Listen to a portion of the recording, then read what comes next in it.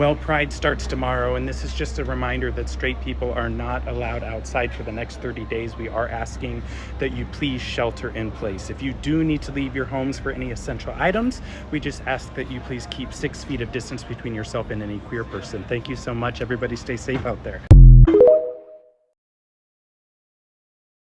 Next season, it's gotta be Ilya. Rolling the there.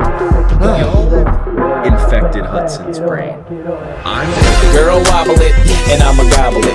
I say you moving your head, go ahead, bobble it. We can cradle the bed, I'm straight racking it. The girls say, man, like the hit, cover racking it. Damn, I'm so explicit.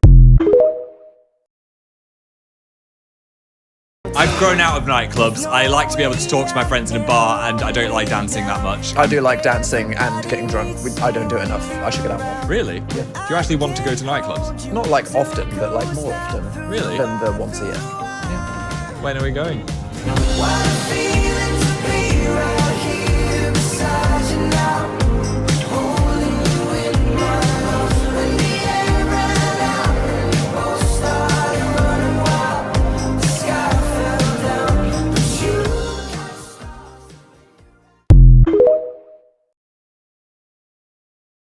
You're wearing makeup, So are you. but you're a man. Come on, I need to lose right. Come on, I need to lose right. Now you are wrong. Now you have shown. Oh, I need. Sam, come on, I need. This place that I will right. How you feel? To lose right. Say more than ever. Things round and change. I said to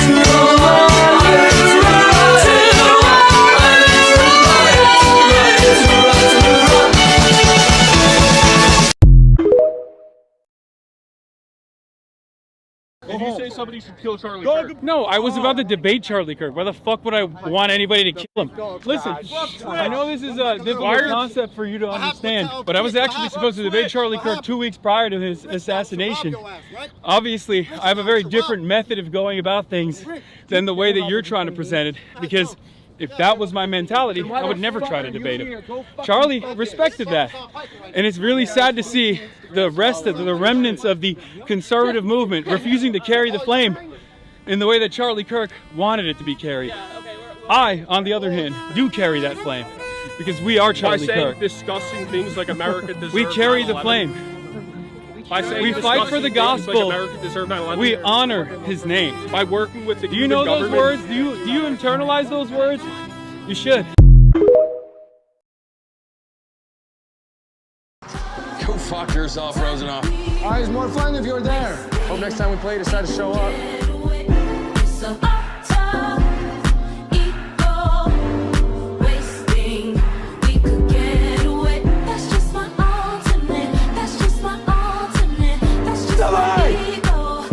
let's go.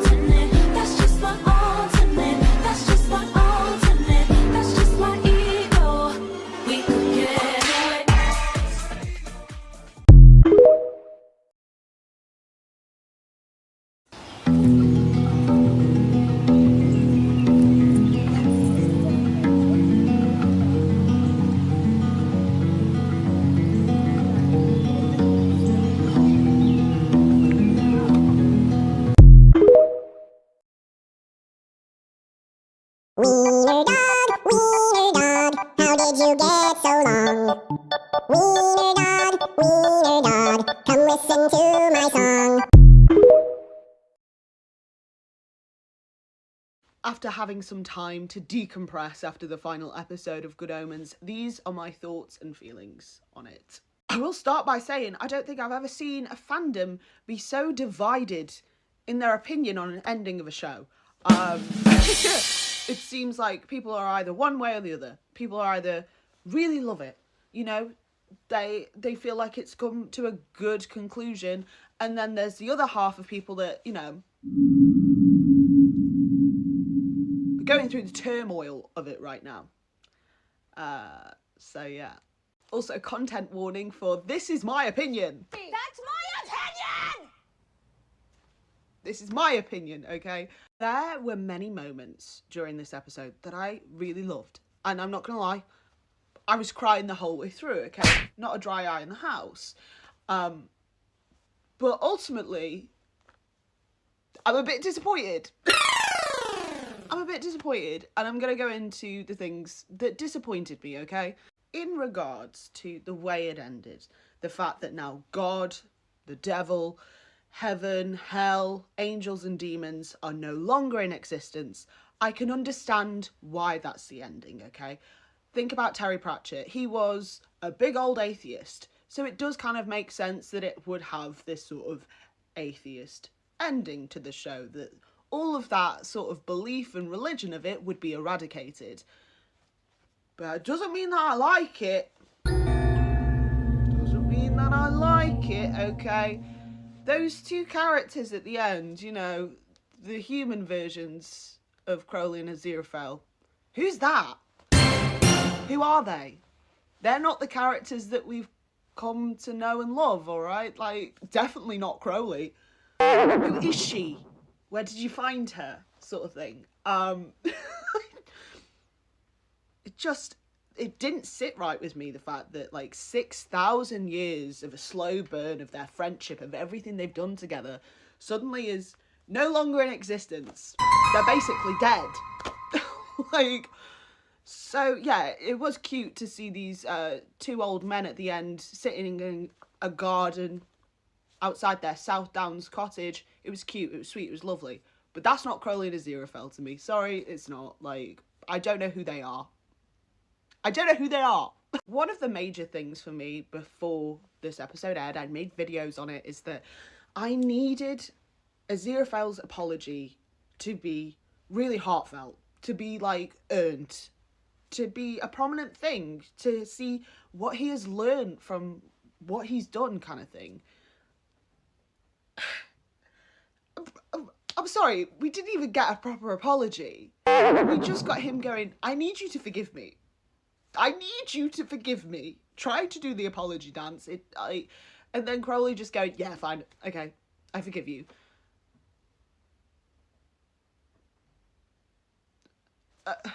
Considering as well, he spent a lot of this episode going, oh, I just need you to help me find Jesus. I just need your help.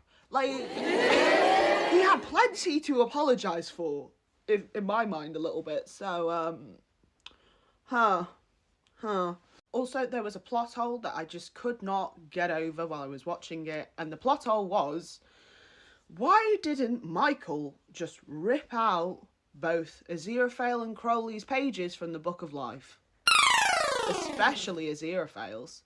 Like, surely, like, Michael would have ripped out the Metatron's one and then ripped out Aziraphale's, right? Because, like, Aziraphale was a main person that was standing in their way. And I just didn't get that. I think there was a lot of logistics when it came to the Book of Life that just, I didn't really understand. I didn't get it. Jesus was amazing. Jesus was so lovable. Like, I instantly fell in love with him. And he was so underutilised. Like, so underutilised. But I guess there was a lot of things during this episode that I could see the framework of what would have been a full season. I could see what they wanted to do. They just didn't have the means to do it, which I can appreciate. I can see what they wanted to do. It's just, When we had the moment of Aziraphale going to Crowley, what is it that you want? What is it that we do here when, you know, the next question? And Crowley goes, you know what I want. And I was there going, oh, he's going to say him. He's going to say Aziraphale. And then he goes, I want free will for humanity. I was like, I'm sorry, what? Has this man not spent, this demon, has this demon not spent so much time, you know, being like, I want to get away with Aziraphale. I want to just spend time with Aziraphale. We've done so much for humanity already. It just felt like a very quick change in, like, intentions. Very quick. Don't know where that came from. to be honest with you, I got the same reaction from that I did when I watched that scene in fucking Stranger Things where Will went, "You need to hear this too." Everybody does. It had the same fucking thing to me, I'm not gonna lie. And now we're gonna get on to a big situation, a big talking point. And that was the fact that Crowley and Aziraphale didn't kiss. Yeah, they didn't kiss. Which means, canonically, the demon Crowley and the angel Aziraphale have only ever had an unhappy, strained kiss. They've never had a happy kiss, guys. They've never had one. And I'm not gonna lie, I got zero buzz off this.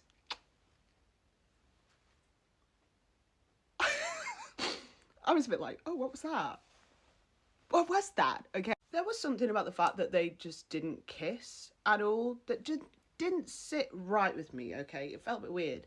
And then I came across a little piece from an article last night that was from the director, Rachel Talalale. That's what we're going to go with. And this is what she said. "Yes, I mean there were conversations throughout, quite specific in the script about that. There wasn't another huge kiss. And the main conversation with Michael and David was, what could we do that means more than what it was in season 2? And the answer is the plotline is greater than what happened in season 2. But another kiss would be, and I know I say this with great love for the fandom because I know they desperately want, and they can write their whole sex scenes in fanfics. But definitely, the whole group together felt like another kiss would be the same or less, and therefore really heading toward the emotion of it." What a weird thing to say. What a weird thing to say. If Crowley and Aziraphale were a heterosexual couple, I don't think there would be any question to whether they would kiss again. This idea that if they kissed, it would detract from the romance of it, that their love for eternity, and also, why are you bringing up fanfic sex scenes into this? Why are you bringing that up? I don't think a lot of people actually wanted that kiss to be inherently sexual. A large part of the fandom view Crowley and Aziraphale as asexual. So why? Why would... It's just... I think it's a really bizarre move to make, considering there has been a rise in queer baiting in TV shows lately. Okay, not that Good Omens is queer baiting, it's definitely not, it's straight up gay. And the current climate of the world, to just be like, well, we're not gonna make them kiss. It's just gonna take away from the love of it. I just think that's bizarre. And you thought this was better? Okay, Rachel, like, weird move, weird ass move. Ultimately, I think it's a great ending for people who love a Crowley and Aziraphale human AU, and they don't mind it being slightly out of character, which each their own. If you like those kind of fanfics, great. But I don't like a human AU. I don't. And the tone of this episode felt very different from season 2. I also felt like there was the trans element of season 2, right? That was kind of stripped away in this episode. It just... Crowley and Aziraphale and the show being cisgendered men, instead of being like, you know, genderless or gender fluid beings. And they even changed God's pronouns back from they to she, which I think is a choice. I think is a little bit of a choice. And as somebody who, you know, discovered a lot about themselves, like their gender journey, through watching Good Omens season 2, I just felt a slight difference there. But ultimately, yeah, these are like, there were some parts of it I really enjoyed, and I could honestly see the framework for what would have been a full season if they had the means to do it. And I'm glad that there are some people in this fandom that like the ending. I'm glad. I'm just not one of those people. Like, so those are my thoughts and feelings on it. I'm just praying that the vampire Lestat pulls through now, because I'm sick of this gay torment that's happening with TV at the minute. It's not sitting right with me. In all timelines, in all possibilities, only you.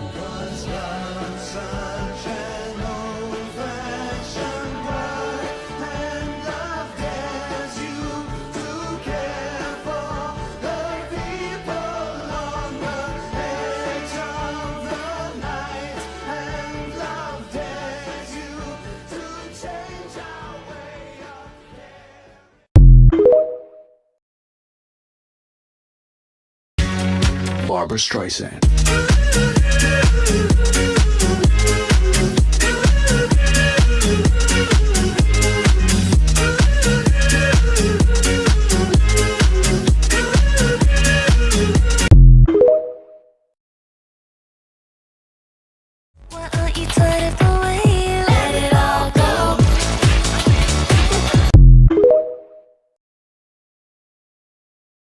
Send this to somebody in the LGBTQIA plus community. Ooh, you in the LGBTQIA plus community, ain't you? LGBTQ, LGBTQ, LGBTQ. I can be what you want me to be.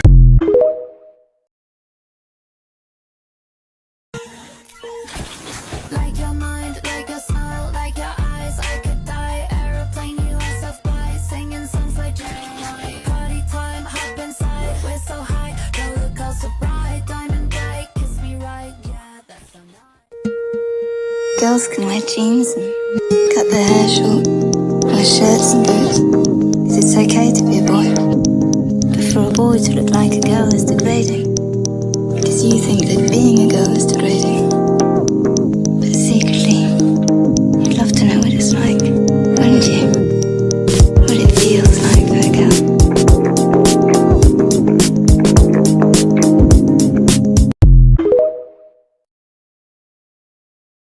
But I cannot let you work in my emergency department until you're fully capable of doing so. That is not your fucking call!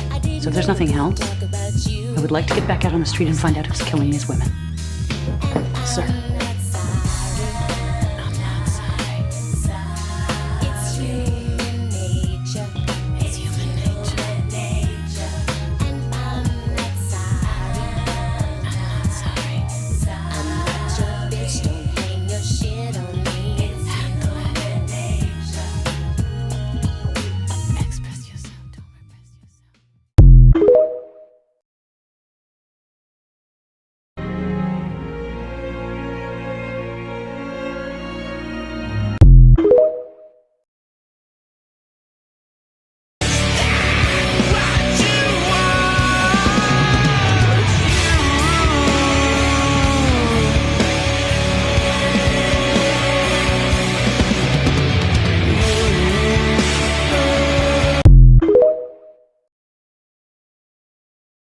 Yes, it's scary. But you're brave.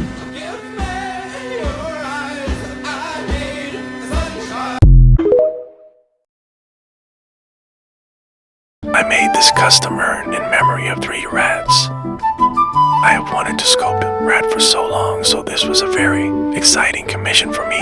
Their owner requested a little hard nose, nice big ears, and a little smiley face in their hands. I would love to make more small animal urns. Thanks for letting me commemorate the girls in such a special way.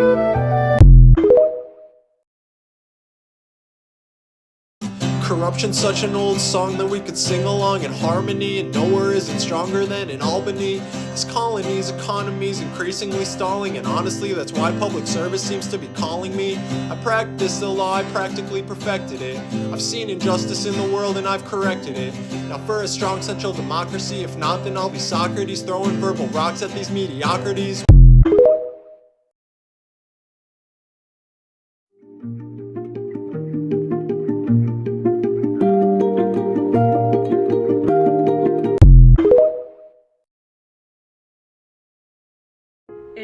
person of color and thinking about moving to Seattle, just know that at the park today, someone's dog came up to me with her tail wagging, and her owner said, "Oh, I'm sorry, she thinks that you're one of our friends."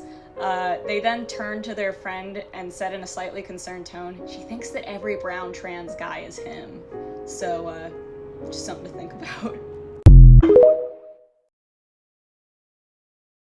Why do we have to have LGBTQ plus representation in all of the shows? No matter how much the world normalizes it, it's still a sin! Love hockey. I'm so grateful that I get to do this for a living. But I also know what it feels like to not fit in. When I was a teenager, I realized that I may be that thing that hockey players like to throw around as an insult. The kind of language that I heard on the ice and in the locker room every day was a constant reminder that I was different. It's Pride Night here at the Tank. You've got Pride tape on your stick. What does this say to your LGBTQ plus fans? I mean, hockey's for everyone. I mean, I had the opportunity to be here when they were playing, so it's great to have them here watching us. And I mean, I think it's great for us to have an opportunity to show up and appreciate them for them coming to our game as well.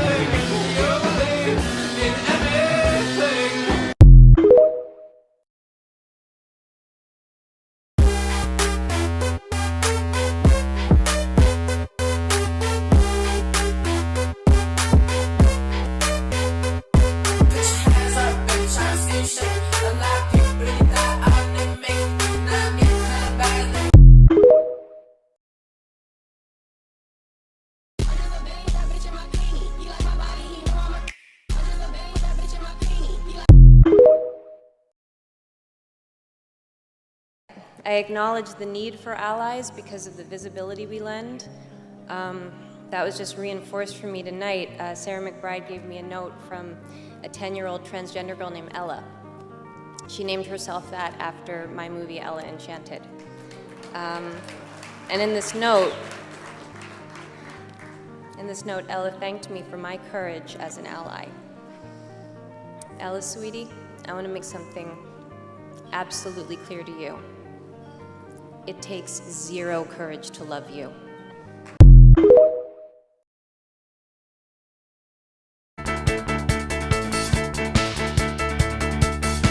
That's how it starts.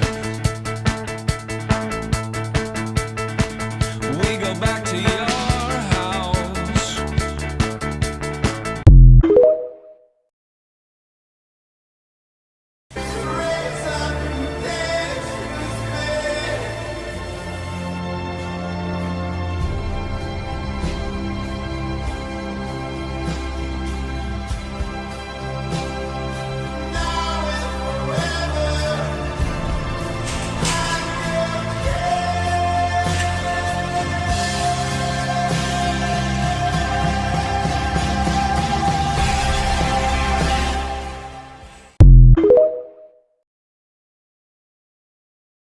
What the fuck do you want, Rosanov? You haven't answered a text from me in like 6 months. You won't even acknowledge I exist unless there's a fucking camera pointed at us, and then it's for some fucking clown show. So yeah, what the fuck do you actually want from me?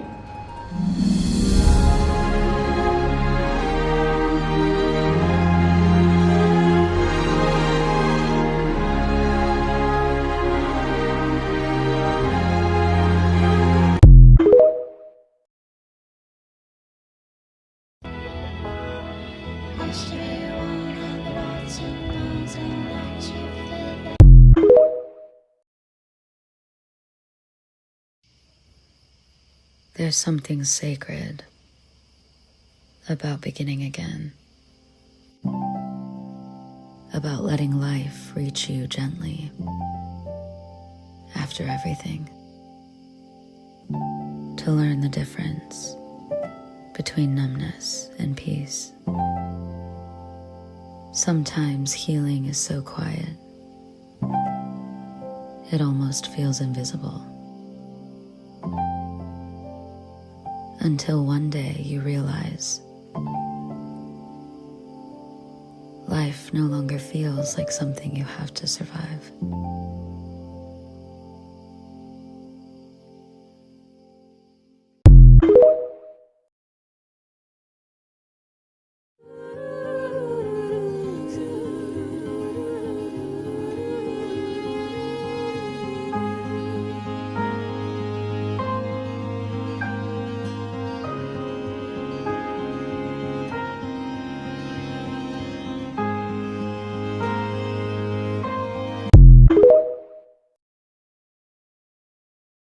I went, that's fun.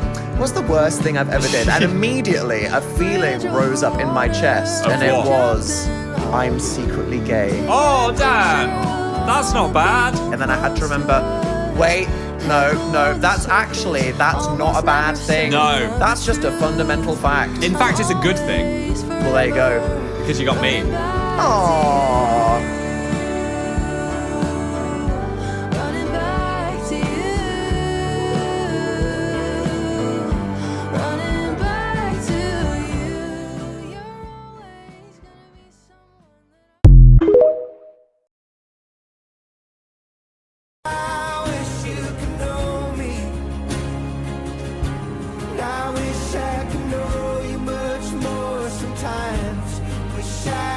Nothing